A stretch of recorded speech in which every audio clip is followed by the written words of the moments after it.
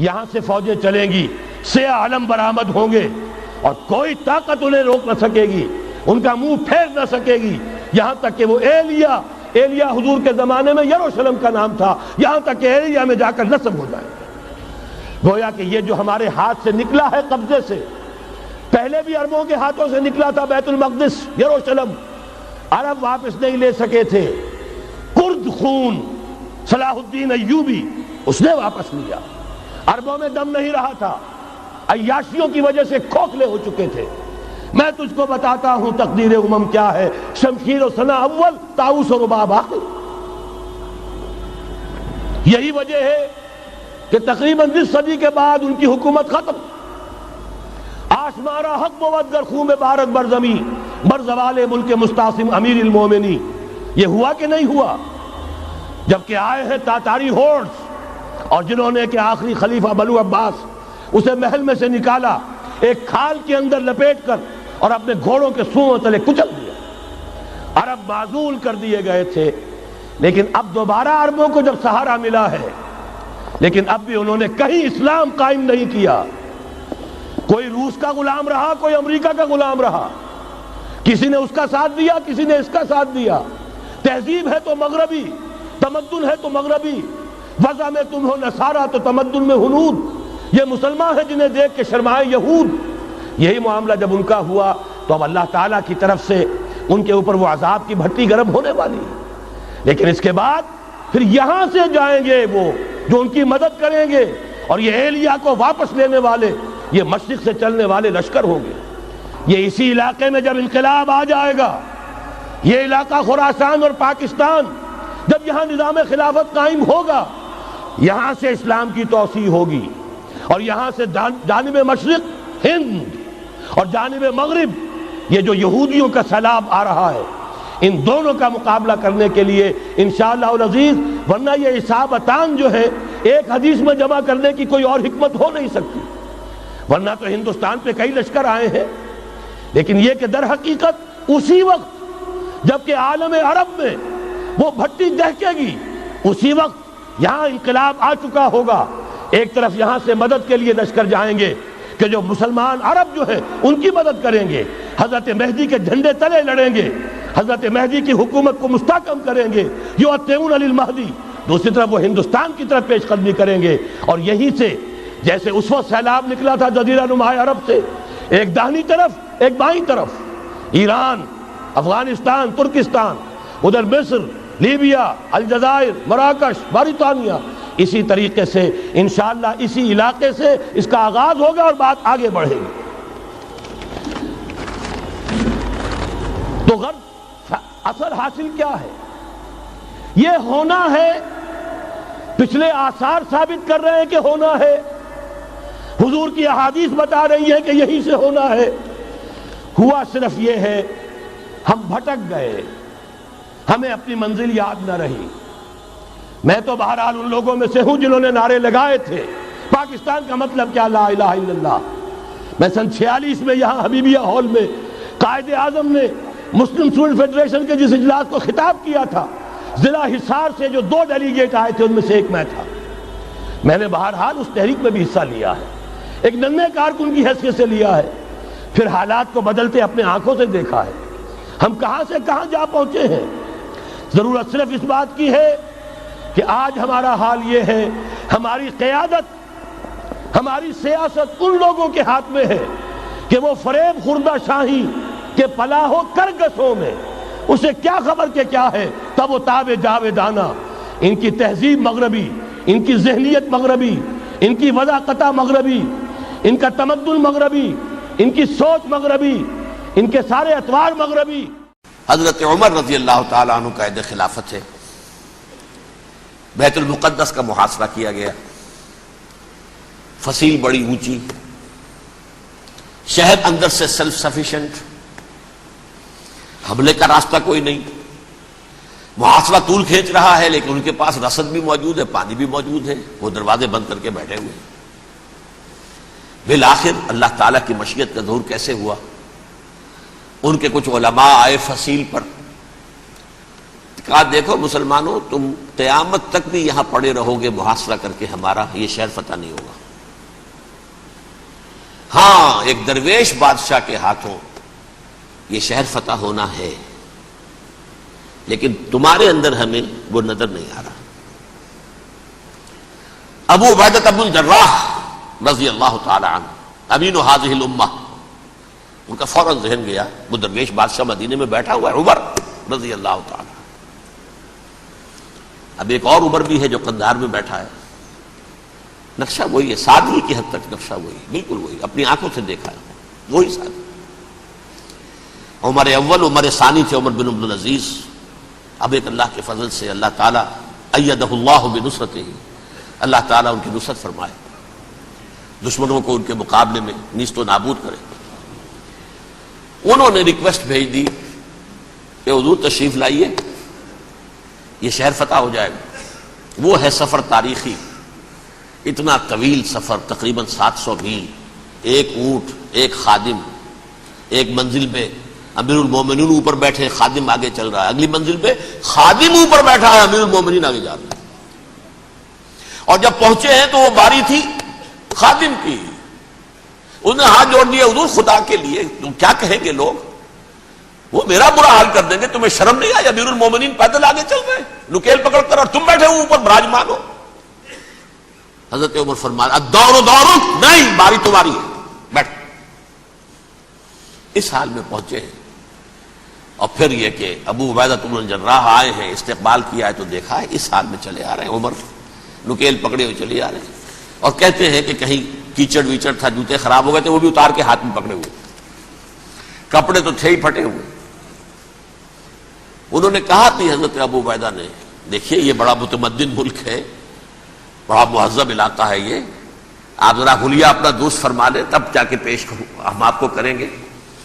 آپ نے فرمایا نحن قوم اعزنا اللہ بالاسلام، ہم وہ قوم ہیں جنہیں اللہ نے عزت دی ہے اسلام کے ذریعے سے، کپڑوں کے ذریعے سے نہیں، دولت کے ذریعے سے نہیں۔ اسی حال میں گئے ہیں، اوپر سے انہوں نے کھڑے ہو کر نشانیاں دیکھی ہیں، اپنی کتابیں کھولی، ہاں یہ وہی ہے، اچھا لو جی سرنڈر، شہر تمہارے ہاتھ میں۔ خون کا ایک قطرہ نہیں بہا اور بیت المقدس فتح ہو گیا۔ لیکن اس وقت حضرت عمر نے ایک نرمی یہ کی کہ یہودیوں کے لیے بھی اسے اوپن سٹی قرار دے دیا۔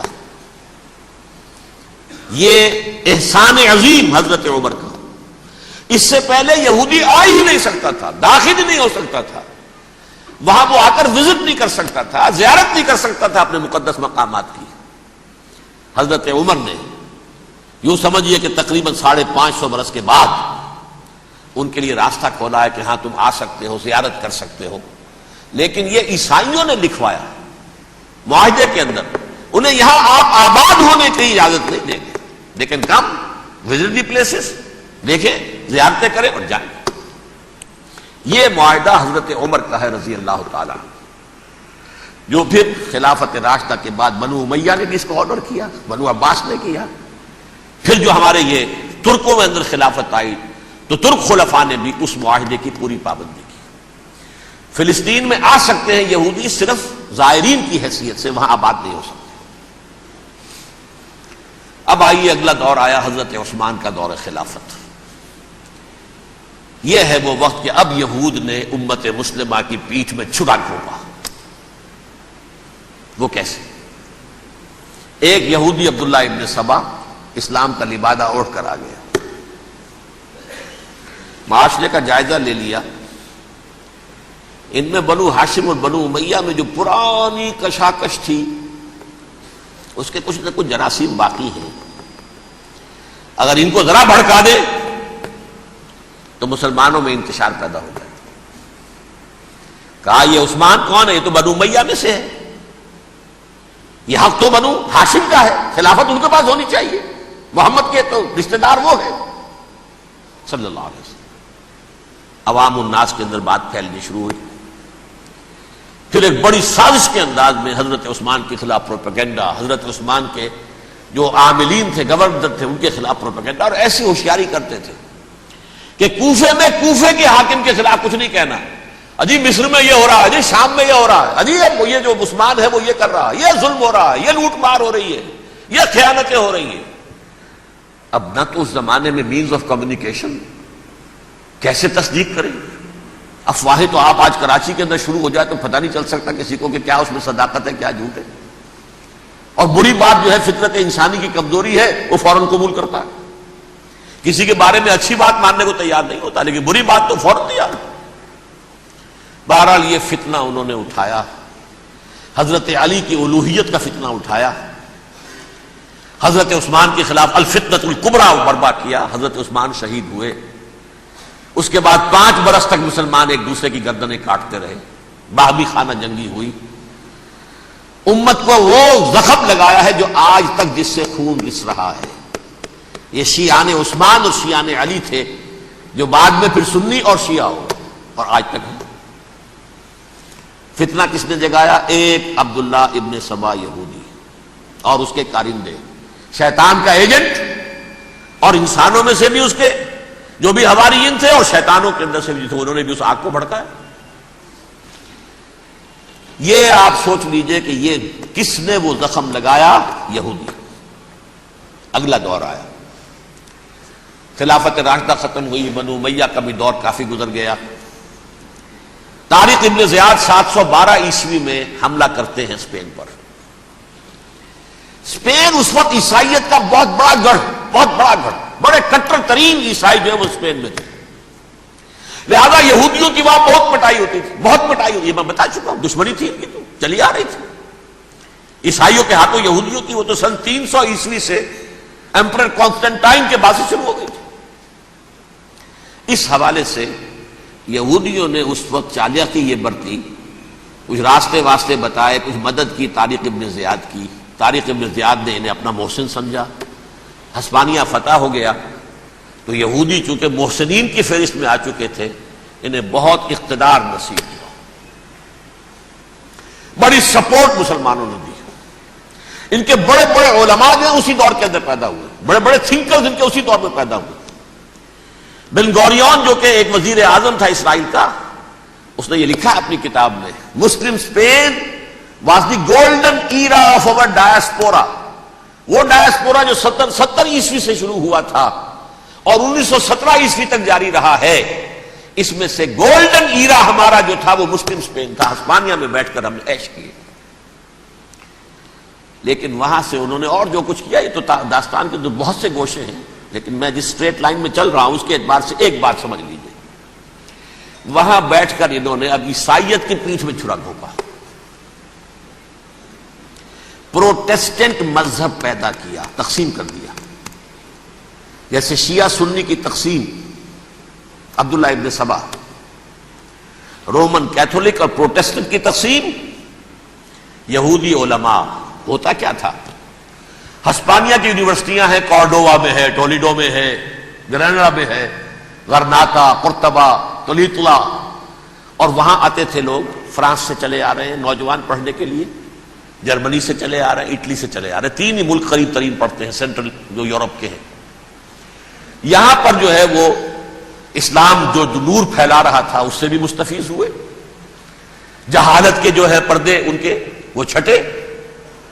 اس کے ساتھ ہی وہ یہودی وہاں ان کے اندر جو جراثیم داخل کر رہے تھے وہ اس عیسائیت کے خلاف بغاوت تھی جو اس وقت دنیا میں.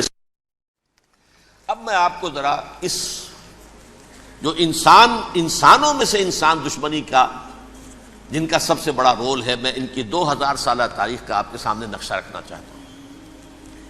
ان 1400 سال کا تو میں نے صرف 4 آپ کو پوائنٹس بتائے. موسیٰ سے عیسیٰ تک 1400 برس علیہ الصلوۃ والسلام. 2 مرتبہ عروج، 2 مرتبہ زوال.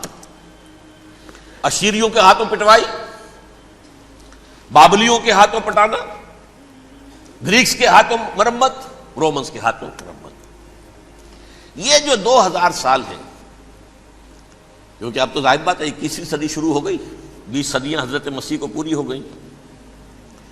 پہلی بات نوٹ کیجئے، حضرت مسیح کی پیدائش ہے سن 1 قبل مسیح. یہ نقطہ آپ نے کبھی سنا ہے یا نہیں؟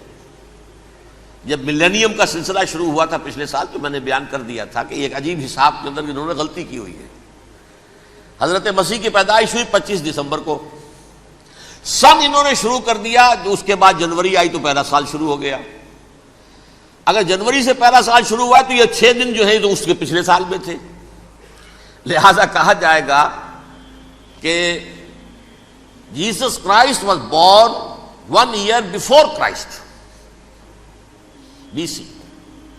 تو ایک قبل مسیح میں حضرت مسیح کی پیدائش ہوئی. یہ آخری اسرائیلی نبی اور رسول. یہودی علماء کی مخالفت، دشمنی، سولی پر چڑھوا دینا میں بیان کر چکا ہوں. سن 33 عیسوی میں جبکہ حضرت مسیح کی عمر 33 برس تھی، اللہ تعالیٰ نے انہیں زندہ آسمان پر اٹھا لیا. لیکن یہودیوں نے اپنے خیال کے مطابق انہیں سولی پر چڑھوا دیا، ان کی موت واقع ہو گئی. اگرچہ اس کے بعد یہ اختلاف ہے ان میں. یہودی کہتے ہیں وہ سولی پر چڑھ گیا، ختم ہوا، مر گیا. عیسائی کہتے ہیں نہیں، انتقال ہوا ہے مسیح کا صلیب پر، لیکن پھر وہ دوبارہ زندہ ہو گئے ہیں. ان کی لاش ایک غار میں رکھ دی گئی تھی، وہاں ریزریکشن ہو گیا، ان کا باعث بعد الموت وہیں ہو گیا، اور پھر انہیں اللہ نے زندہ آسمان پر اٹھا لیا. تو ہمارے اور عیسائیوں کے درمیان نوٹ کر لیجئے یہ چیز مشترک ہے کہ حضرت مسیح آسمان پر زندہ اٹھائے گئے. فرق کیا ہے؟ وہ سمجھتے ہیں کہ سولی دیے گئے، سولی پر مرے، پھر زندہ ہوئے، پھر گئے. ہم سمجھتے ہیں کہ نہیں، وما صلبوہ وما قتلوہ، انہوں نے نہ صلیب دے سکے انہیں اور نہ انہیں قتل کر سکے، بل رفع اللہ الیہ، اللہ نے اٹھا لیا. پھر ہمارا اور یہ اس کا عیسائیوں کا ایک اور اتفاق ہے، سیکنڈ کمنگ آف جیسس، حضرت مسیح دوبارہ آئیں گے. یہ عیسائیوں کا بھی عقیدہ ہے اور ہمارا بھی. بہرحال تو جیسا کہ میں نے عرض کیا کہ اس وقت یہ عذاب استیصال، عذاب اکبر کے مستحق ہو چکے تھے، لیکن اللہ نے ان کی مدت دراز کی ہے. لیکن ان پر دنیاوی عذاب کا ایک کوڑا جو ہے اللہ تعالیٰ کی طرف سے اسی وقت برسا. دنیاوی عذاب دنیا میں رہتے ہوئے ختم نہیں کیا گیا. 37 برس بعد حضرت مسیح کے رفع سماوی کے 37 برس بعد سن 70 میں یہودیوں نے بغاوت کی رومیوں کے خلاف. رومی ٹائٹس جنرل تھا ایک، اس نے پھر جو حملہ کیا ہے، 1,33,000 یہودی ایک دن میں قتل کیا یروشلم میں، اور ہیکل سلیمانی گرا دیا. وہ ہیکل پہلے بھی گرا تھا، پہلے 1400 سال کے دوران میں بھی نبوکڈنیزر نے گرایا تھا، لیکن پھر اس کے 150 سال بعد انہوں نے دوبارہ بنا لیا تھا، اس لیے وہ اسے سیکنڈ ٹیمپل کہتے ہیں. پہلا ٹیمپل جو حضرت سلیمان نے بنایا تھا، نبوکڈنیزر نے گرا دیا 587 قبل مسیح میں، پھر دوبارہ انہوں نے 150 سال کے بعد بنا لیا. وہ اس تاریخ کا حصہ ہے، میں نے جس کے بارے میں آپ کو تفصیل نہیں بتائی. اس میں یہ ہوا سن 70 میں وہ گرا دیا گیا، وہ آج تک گرا پڑا ہوا ہے. نمبر 2 یہ کہہ دیا گیا کہ یہودیوں اس ارض فلسطین سے نکل جاؤ، تم یہاں نہیں رہ سکتے. اب لہذا جس کا جہاں سینگ سمایا چلا گیا. یورپ میں چلے گئے، ایشیا میں آ گئے، عرب میں آ گئے. یہ 3 قبیلے جو رات بھی میں نے عرض کیا تھا، بنو قینقاع، بنو نذیر اور بنو قریظہ، یہ وہاں سے آ کے مدینے میں آباد ہو گئے. جس کا جہاں سینگ سمایا، افریقہ میں، ہندوستان میں، جہاں چلے گئے. ڈایاسپورا اسے کہتے ہیں، وہ آپ نوٹ کر لیجیے اس لفظ کو، ڈایاسپورا. ہمارا دور انتشار، جبکہ ہمیں ہماری اصل سرزمین تو فلسطین ہے. حضرت ابراہیم کا مسکن، حضرت اسحاق، حضرت یعقوب کا مسکن فلسطین، یہ ہے ہماری اصل جاگیر، یہ تو ہماری جدی پشتی جاگیر ہے. لیکن یہاں سے نکال دیے گئے سن 70 عیسوی میں، اور وہاں سے لے کے 1917 تک ان کا ڈایاسپورا جاری رہا. یہ دور انتشار ہے. اس دور انتشار کے اب چند حصے ہیں جس کو میں چاہتا ہوں کہ آپ علیحدہ علیحدہ سمجھ لیں. دور انتشار کا جو پہلا جو ہے تقریباً 300 برس رومی حکمران تھے.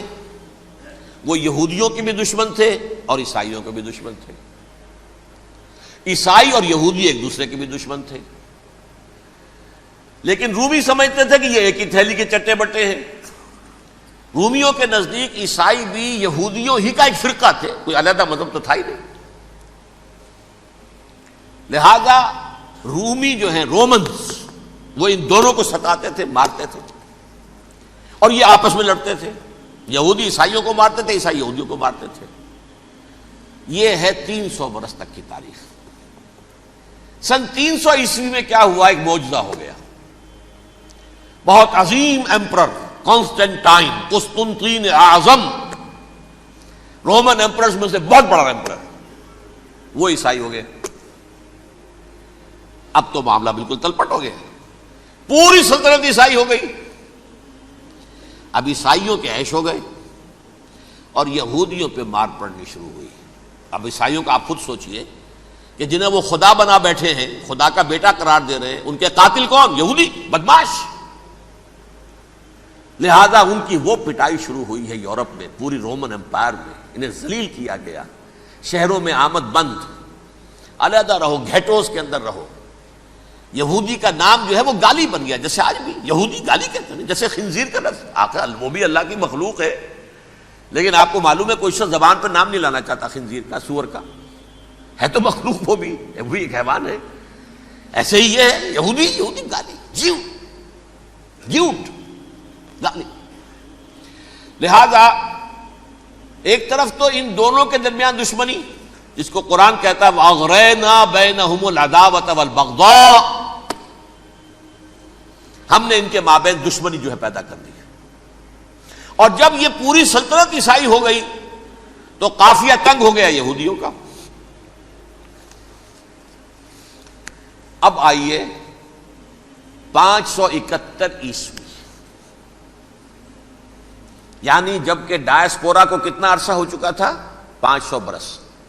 سن 70 سے شروع ہوا نا ڈائسپورا، جب ٹائٹس نے گرایا ہے ہیکل کو اور نکال باہر کیا انہیں فلسطین سے، بھاگ جاؤ یہاں ایک یہودی بھی نہیں رہے گا، فلسطین سے نکال دیے گئے۔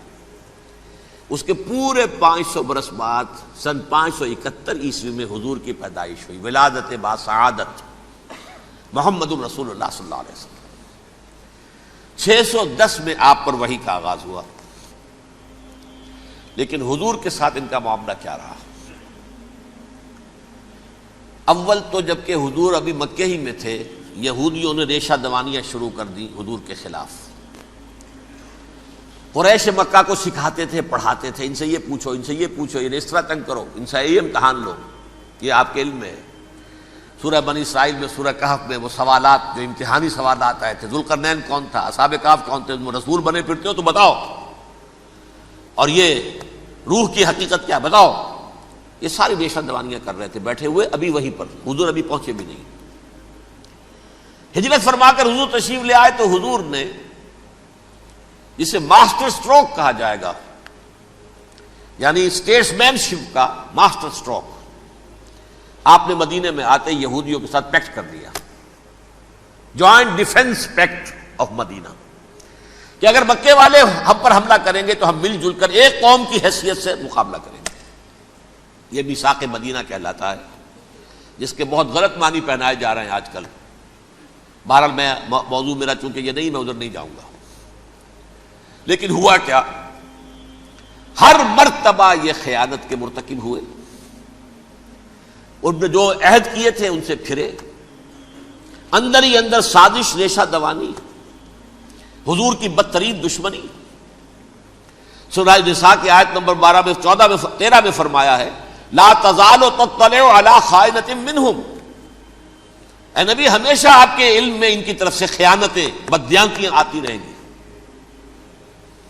اور بار بار وہ مسلسل جنگ کی آگ بھڑکاتے تھے، قریش کو دعوت دیتے، آؤ آؤ آؤ ہم اندر سے بغاوت کر دیں گے، تم آؤ تو صحیح، ختم کریں محمد کو اور اہل ایمان کو صلی اللہ علیہ وسلم ورضی اللہ تعالی عنہم اجمعین۔ لیکن پھر جب وہ آتے تھے تو یہ دبک جاتے تھے، ان میں ہمت نہیں تھی، میدان کے مرد نہیں رہے تھے۔ یہ سورہ حشر میں ان کا نقشہ کھینچا گیا ہے، کھلے میدان میں مقابلے کی اس کے اندر صلاحیت ہی نہیں ہے۔ یہ تو فصیلوں کے پیچھے سے، جیسے عورتیں کہیں دیہات میں لڑائی ہوتی ہے تو مرد جو ہے گلیوں میں لڑتے ہیں، عورتیں اوپر سے پتھر پھینکتی ہیں، بس وہ کام یہ کر سکتے تھے، من ورائے جدر، فصیلوں کے پیچھے سے، جنگ میں میدان میں نہیں آ سکتے۔ بہرحال قرآن مجید میں ہے یہ سورہ مائدہ کی آیت نمبر 64، کلما اوقدوا نارا للحرب اطفاها اللہ، اکثر و بیشتر مواقع پر تو یہ جب آگ بھڑکاتے تھے جنگ کی، اللہ اسے بجھا دیتا تھا. لیکن بہرحال اس کے باوجود جنگیں ہوئی، غزوہ بدر، غزوہ احد ہوئی کہ نہیں؟ یہ ساری اصل شرارت ہوئی. اور اس کے نتیجے میں حضور نے پھر ایک ایک کر کے 3 قبیلوں کو سزا دی. غزوہ بدر کے فوراً بعد بنو قینقاع نکالے گئے مدینے سے، غزوہ احد کے فوراً بعد بنو نذیر نکالے گئے، اور غزوہ احزاب کے بعد بنو قریظہ نکال دیے گئے. یہ تو میں نے آپ کے سامنے رکھ دیا صرف حضور کے زمانے میں ان کا کیا رویہ رہا. دشمن، رات بھی ہم نے وہ آیت پڑھی تھی، لَتَجِدَنَّ أَشَدَّ النَّاسِ عَدَاوَةً لِلَّذِينَ آمَنُوا الْيَهُودُ وَالَّذِينَ أَشْرَكُوا. اہل ایمان کی دشمنی میں شدید ترین تم پاؤ گے یہودیوں کو اور مشرکین. مشرکین بھی بعد میں ہے، پہلے یہودی. حضور کے بعد کیا ہوا اب یہ نوٹ کیجئے، یہ ان کی تاریخ کا دوسرا دور. حضرت عمر رضی اللہ تعالی عنہ کا عہد خلافت ہے. بیت المقدس کا محاصرہ کیا گیا، فصیل بڑی اونچی، شہر اندر سے سیلف سفیشینٹ، حملے کا راستہ کوئی نہیں، محاصرہ طول کھینچ رہا ہے، لیکن ان کے پاس رسد بھی موجود ہے، پانی بھی موجود ہے، وہ دروازے بند کر کے بیٹھے ہوئے ہیں. بالآخر اللہ تعالیٰ کی مشیت کا ظہور کیسے ہوا؟ ان کے کچھ علماء آئے فصیل پر، کہا دیکھو مسلمانوں، تم قیامت تک بھی یہاں پڑے رہو گے محاصرہ کر کے ہمارا، یہ شہر فتح نہیں ہوگا.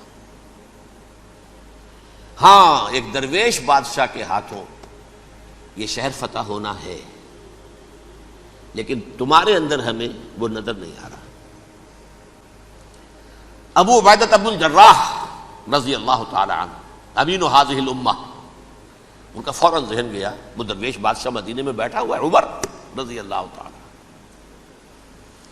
اب ایک اور عمر بھی ہے جو قندھار میں بیٹھا ہے. نقشہ وہی ہے، سادگی کی حد تک نقشہ وہی، بالکل وہی، اپنی آنکھوں سے دیکھا ہے وہی سادگی. عمر اول، عمر ثانی تھے عمر بن عبد العزیز. اب ایک اللہ کے فضل سے اللہ تعالیٰ ایدہ اللہ بنصرتہ، اللہ تعالیٰ ان کی نصرت فرمائے، دشمنوں کو ان کے مقابلے میں نیست و نابود کرے.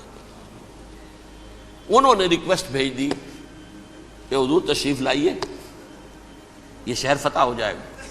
وہ ہے سفر تاریخی، اتنا طویل سفر، تقریباً 700 میل، ایک اونٹ، ایک خادم، ایک منزل پہ امیر المومنین اوپر بیٹھے، خادم آگے چل رہا ہے، اگلی منزل پہ خادم اوپر بیٹھا ہے، امیر المومنین آگے جا رہے ہیں.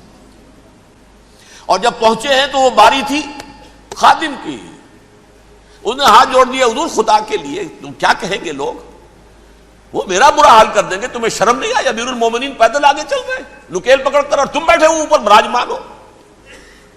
حضرت عمر فرمایا الدور دورک، نہیں باری تمہاری ہے، بیٹھ. اس حال میں پہنچے ہیں. اور پھر یہ کہ ابو عبیدہ بن الجراح آئے ہیں، استقبال کیا ہے تو دیکھا ہے اس حال میں چلے آ رہے ہیں. عمر نکیل پکڑے ہوئے چلے آ رہے ہیں، اور کہتے ہیں کہ کہیں کیچڑ ویچڑ تھا، جوتے خراب ہو گئے تھے، وہ بھی اتار کے ہاتھ میں پکڑے ہوئے، کپڑے تو تھے ہی پھٹے ہوئے. انہوں نے کہا بھی حضرت ابو عبیدہ نے، دیکھیے یہ بڑا متمدن ملک ہے، بڑا مہذب علاقہ ہے، یہ آپ ذرا حلیہ اپنا دوست فرما لیں تب جا کے پیش ہم آپ کو کریں گے. آپ نے فرمایا نحن قوم اعزنا اللہ بالاسلام، ہم وہ قوم ہیں جنہیں اللہ نے عزت دی ہے اسلام کے ذریعے سے، کپڑوں کے ذریعے سے نہیں، دولت کے ذریعے سے نہیں. اسی حال میں گئے ہیں. اوپر سے انہوں نے کھڑے ہو کر نشانیاں دیکھی ہیں، اپنی کتابیں کھولی، ہاں یہ وہی ہے. اچھا لو جی سرنڈر، شہر تمہارے ہاتھ میں.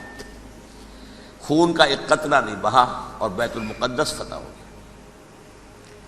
لیکن اس وقت حضرت عمر نے ایک نرمی یہ کی کہ یہودیوں کے لیے بھی اسے اوپن سٹی قرار دے دیا.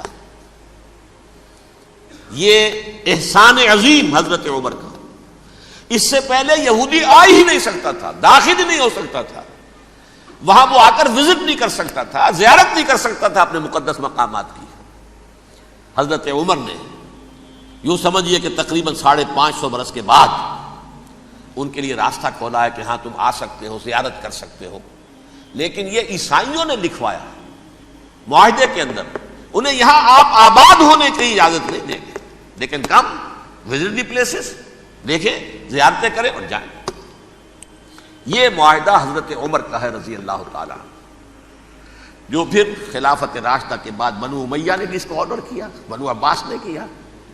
پھر جو ہمارے یہ ترکوں میں اندر خلافت آئی تو ترک خلفاء نے بھی اس معاہدے کی پوری پابندی کی. فلسطین میں آ سکتے ہیں یہودی صرف زائرین کی حیثیت سے، وہاں آباد نہیں ہو سکتے. اب آئیے اگلا دور آیا حضرت عثمان کا دور خلافت. یہ ہے وہ وقت کہ اب یہود نے امت مسلمہ کی پیٹھ میں چھرا گھونپا. وہ کیسے؟ ایک یہودی عبداللہ ابن سبا اسلام کا لبادہ اوڑھ کر آ گیا، معاشرے کا جائزہ لے لیا. ان میں بنو ہاشم اور بنو امیہ میں جو پرانی کشاکش تھی اس کے کچھ نہ کچھ جراثیم باقی ہیں. اگر ان کو ذرا بھڑکا دے تو مسلمانوں میں انتشار پیدا ہو جائے. کہا یہ عثمان کون ہے؟ یہ تو بنو امیہ میں سے ہے، یہ حق تو بنو ہاشم کا ہے، خلافت ان کے پاس ہونی چاہیے، محمد کے تو رشتہ دار وہ ہے صلی اللہ علیہ وسلم. عوام الناس کے اندر بات پھیلنی شروع ہوئی. پھر ایک بڑی سازش کے انداز میں حضرت عثمان کے خلاف پروپیگنڈا، حضرت عثمان کے جو عاملین تھے، گورنر تھے، ان کے خلاف پروپیگنڈا. اور ایسی ہوشیاری کرتے تھے کہ کوفے میں کوفے کے حاکم کے خلاف کچھ نہیں کہنا. اجی مصر میں یہ ہو رہا ہے، اجی شام میں یہ ہو رہا ہے، اجی یہ جو عثمان ہے وہ یہ کر رہا ہے، یہ ظلم ہو رہا ہے، یہ لوٹ مار ہو رہی ہے، یہ خیانتیں ہو رہی ہیں. اب نہ تو اس زمانے میں مینز آف کمیونیکیشن، کیسے تصدیق کریں؟ افواہیں تو آپ آج کراچی کے اندر شروع ہو جائے تو پتہ نہیں چل سکتا کسی کو کہ کیا اس میں صداقت ہے کیا جھوٹ ہے. اور بری بات جو ہے فطرت انسانی کی کمزوری ہے، وہ فوراً قبول کرتا ہے. کسی کے بارے میں اچھی بات ماننے کو تیار نہیں ہوتا، لیکن بری بات تو فوراً تیار. بہرحال یہ فتنہ انہوں نے اٹھایا، حضرت علی کی الوہیت کا فتنہ اٹھایا، حضرت عثمان کے خلاف الفتنۃ الکبریٰ برپا کیا. حضرت عثمان شہید ہوئے. اس کے بعد 5 برس تک مسلمان ایک دوسرے کی گردنیں کاٹتے رہے، باہمی خانہ جنگی ہوئی. امت کو وہ زخم لگایا ہے جو آج تک جس سے خون رس رہا ہے. یہ شیعان عثمان اور شیعان علی تھے جو بعد میں پھر سنی اور شیعہ ہو اور آج تک ہے. فتنہ کس نے جگایا؟ ایک عبداللہ ابن سبا یہودی اور اس کے کارندے، شیطان کا ایجنٹ، اور انسانوں میں سے بھی اس کے جو بھی حواریین تھے اور شیطانوں کے اندر سے بھی تھے، انہوں نے بھی اس آگ کو بھڑکایا. یہ آپ سوچ لیجئے کہ یہ کس نے وہ زخم لگایا؟ یہودی. اگلا دور آیا، خلافت راشدہ ختم ہوئی، بنو امیہ کا بھی دور کافی گزر گیا. طارق ابن زیاد 712 عیسوی میں حملہ کرتے ہیں اسپین پر. اسپین اس وقت عیسائیت کا بہت بڑا گڑھ، بڑے کٹر ترین عیسائی جو ہے وہ اسپین میں تھے. لہذا یہودیوں کی وہاں بہت پٹائی ہوتی تھی، بہت پٹائی ہوتی. یہ میں بتا چکا ہوں، دشمنی تھی ان کی تو چلی آ رہی تھی عیسائیوں کے ہاتھوں یہودیوں کی. وہ تو سن 300 عیسوی سے ایمپرر کانسٹنٹائن کے بعد سے شروع ہو گئی تھی. اس حوالے سے یہودیوں نے اس وقت چالاکی یہ برتی، کچھ راستے واسطے بتائے، کچھ مدد کی طارق ابن زیاد کی. طارق ابن زیاد نے انہیں اپنا محسن سمجھا. ہسپانیہ فتح ہو گیا تو یہودی چونکہ محسنین کی فہرست میں آ چکے تھے، انہیں بہت اقتدار نصیب ہوا، بڑی سپورٹ مسلمانوں نے دی. ان کے بڑے بڑے علماء جو ہیں اسی دور کے اندر پیدا ہوئے، بڑے بڑے تھنکرز ان کے اسی دور میں پیدا ہوئے. بن گوریون جو کہ ایک وزیر اعظم تھا اسرائیل کا، اس نے یہ لکھا ہے اپنی کتاب میں، Muslim Spain was the golden era of our diaspora. وہ ڈائسپورا جو 70 عیسوی سے شروع ہوا تھا اور 1917 عیسوی تک جاری رہا ہے، اس میں سے گولڈن ایرا ہمارا جو تھا وہ مسلم اسپین تھا. ہسپانیہ میں بیٹھ کر ہم نے عیش کیے. لیکن وہاں سے انہوں نے اور جو کچھ کیا، یہ تو داستان کے بہت سے گوشے ہیں، لیکن میں جس اسٹریٹ لائن میں چل رہا ہوں اس کے اعتبار سے ایک بات سمجھ لیجیے. وہاں بیٹھ کر انہوں نے اب عیسائیت کی پیٹھ میں چھرا گھونپا، پروٹیسٹنٹ مذہب پیدا کیا، تقسیم کر دیا.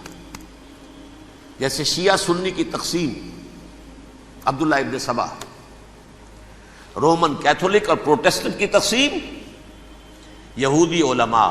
ہوتا کیا تھا؟ ہسپانیہ کی یونیورسٹیاں ہیں، کارڈووا میں ہے، ٹولیڈو میں ہے، گریناڈا میں ہے، غرناطہ، قرطبہ، تولیتلا، اور وہاں آتے تھے لوگ فرانس سے چلے آ رہے ہیں نوجوان پڑھنے کے لیے، جرمنی سے چلے آ رہے ہیں، اٹلی سے چلے آ رہے ہیں، 3 ہی ملک قریب ترین پڑھتے ہیں سینٹرل جو یورپ کے ہیں۔ یہاں پر جو ہے وہ اسلام جو نور پھیلا رہا تھا اس سے بھی مستفیض ہوئے، جہالت کے جو ہے پردے ان کے وہ چھٹے، اس کے ساتھ ہی وہ یہودی وہاں ان کے اندر جو جراثیم داخل کر رہے تھے وہ اس عیسائیت کے خلاف بغاوت تھی جو اس وقت دنیا میں عیسائیت اس وقت تھی۔ پوپ کا راج تھا دنیا میں اس وقت، یورپ میں جو عیسائیت تھی اس میں ایک طرف بادشاہ تھے، لیکن بادشاہوں کی حیثیت وہاں پر یوں سمجھ لیجئے کٹ پتلیوں کی تھی، اصل قوت پوپ کے ہاتھ میں تھی۔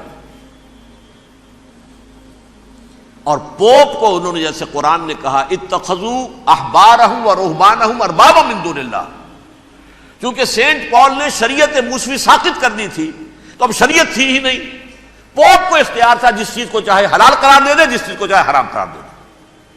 اتخذوا احبارهم ورهبانهم اربابا من دون اللہ۔ انہوں نے کہا صاحب یہ پوپ کس بلا کا نام ہے، یہ بھی انسان ہے۔ بات تو ٹھیک تھی نا، اصل حیثیت تو کتاب کی ہونی چاہیے نا، ڈیوائن بک، دی ریویلڈ اسکرپچر۔ لہذا اور یہ کتاب ہر شخص پڑھ سکتا ہے، کوئی پوپ کے باپ کو جو ہے کوئی اس کے لیے پروپرائٹری رائٹس تو نہیں ہے کہ صرف پوپ پڑھ سکتا ہے یا پادری پڑھ سکتے ہیں، ہم بھی پڑھ سکتے ہیں، ہم بھی سمجھ سکتے ہیں۔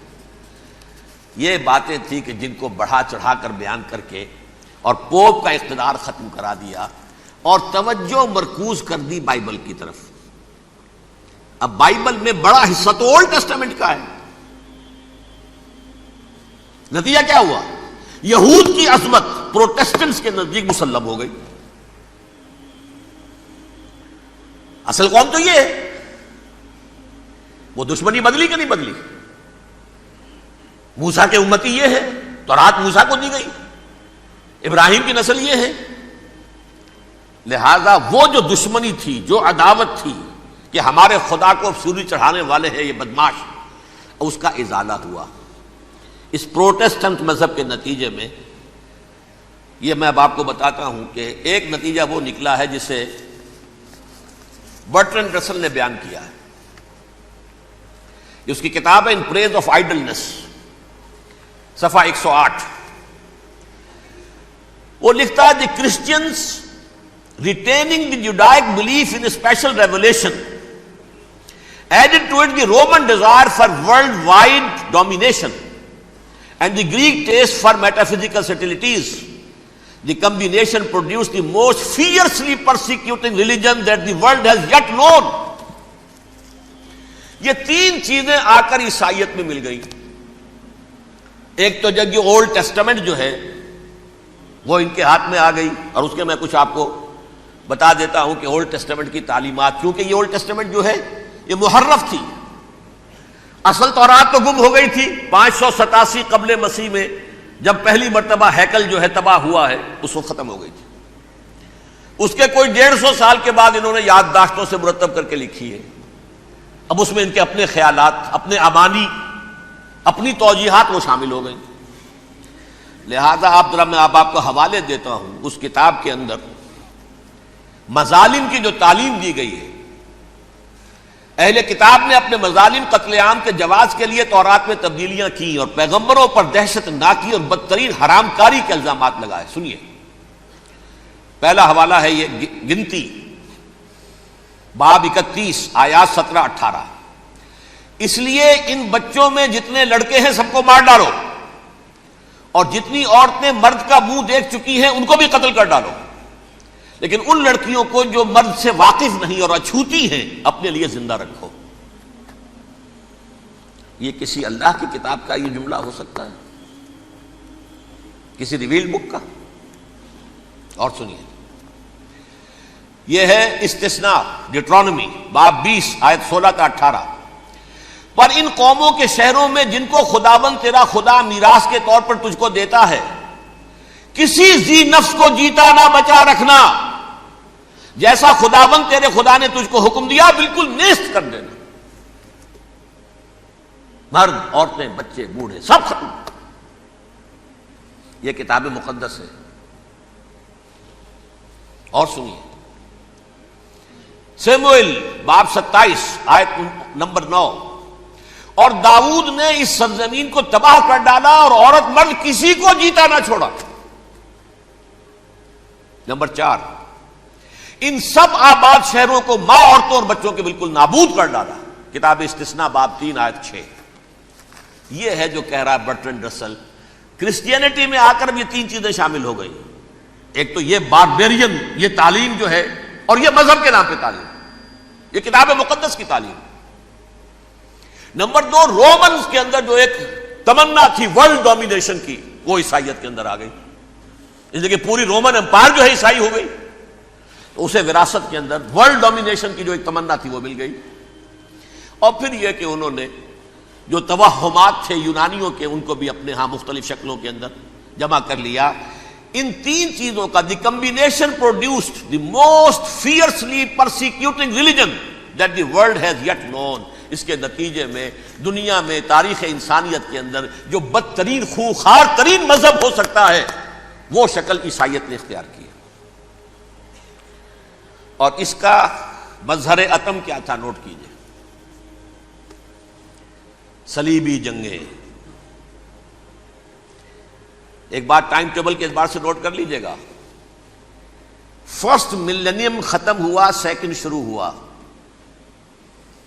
ان کے 1000 سال ختم ہوئے تو 11ویں صدی میں سیکنڈ ملینیم شروع ہوا، تو پہلی صلیبی جنگیں ہوئی، لاکھوں مسلمان قتل کیے،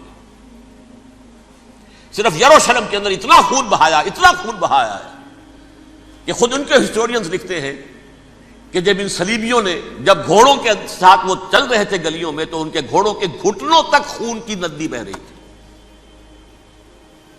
جہاں سے گزرے ختم کرتے چلے گئے، آبادیاں کی آبادیاں ختم کرتے۔ اگرچہ اس کروسیڈ میں گیہوں کے ساتھ گھن بھی پسا، یہودی بھی بہت مارے گئے۔ یہ فرانس سے، جرمنی سے جب یہ کروسیڈرز آ رہے تھے، 3000 میل کا سفر طے کر کے آئے تھے، سوچئے تو صحیح۔ اربن ثانی پوپ جو تھا، آگ لگا دی تھی اس نے پورے یورپ کے اندر، شرم سے ڈوب مرو، تمہارے مقدس علاقے مسلمانوں کے ہاتھ میں، انفیڈلز، یہ کافر، یہ مرتد، یہ ملحد۔ مسیح جہاں پیدا ہوا، مسیح کو جہاں سولی دی گئی، وہ کہاں ہے؟ ان کے ہاتھ میں۔ وہ آگ لگائی ہے، 3000 میل کا فاصلہ طے کر کے یہ قومیں آئی ہیں وہاں، اور جو تباہی مچائی ہے انہوں نے، تاریخ انسانی میں ایسی بربریت کی کوئی مثال۔ اور یہ ان کے اپنے ہسٹورینز لکھتے ہیں، شرم کے مارے ایسے محسوس ہوتا ہے جیسے ان کی گردنیں جھکی جا رہی ہیں، لکھتے ہیں۔ چڑھ دے سورج ڈھل دے ویکھے، بجھے دیوے بل دے ویکھے،